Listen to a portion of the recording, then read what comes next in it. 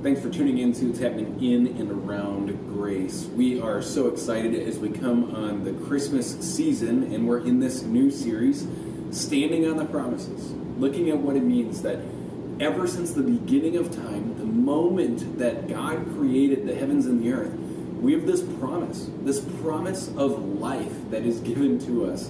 And when we broke it, when we went outside the covenant boundaries, God said, that's okay. I have a way to fix it. I have a way to bring about a redemption where you will be healed, where you will be made whole, and where you will get to walk in newness of life, where you have relationship with me. And so it's just this beautiful series of looking at God's promises and how they show us what this coming Christ is going to be like, what it's going to be like once we have this relationship with God in this way. And each one of the covenants throughout the Old Testament teach us more about what's going to happen, what it's going to look like, and more about who God is and his plan of redemption. So we're excited to continue that series as we get closer to Christmas. We also want to bring to your attention something that's a little bit of a housekeeping thing. We need still about 15% more in giving for the year in order to reach our annual budget goal. That annual budget goal isn't a theoretical number. It's a number that's put out that says, hey, based on the last 5 years of our expenses, what we've had to have in hand, this is about how much we need in the coming year.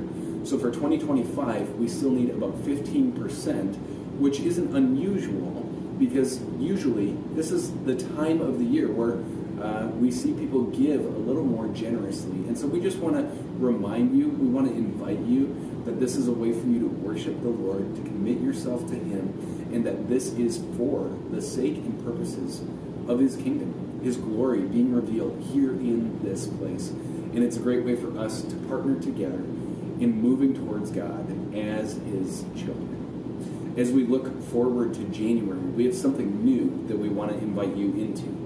It's called the Disciples Bookshelf, and you can find it on our website starting this week.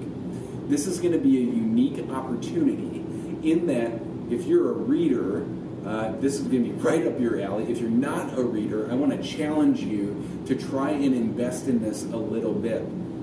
But we're posting books on the Disciples Bookshelf page of our website that are leading you in the direction of what we're going to be talking about on Sunday mornings in our upcoming sermon series, what we're trying to accomplish in our vision, how we're trying to bring it about.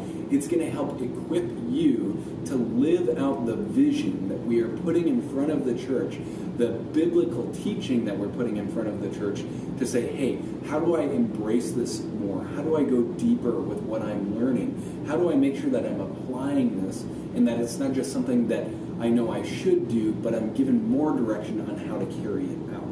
And so this is going to be a great way for us as a church to learn and to grow and to mature before the Lord together as we dig into how do we build his church here in this place together, knowing that he has commissioned us to know Christ and to make Christ known. We're excited to worship the Lord with you on Sunday, and I am just ready to be able to gather for the sake of his name, his worship, and to interact about all that he is here at Grace. We'll see you on Sunday.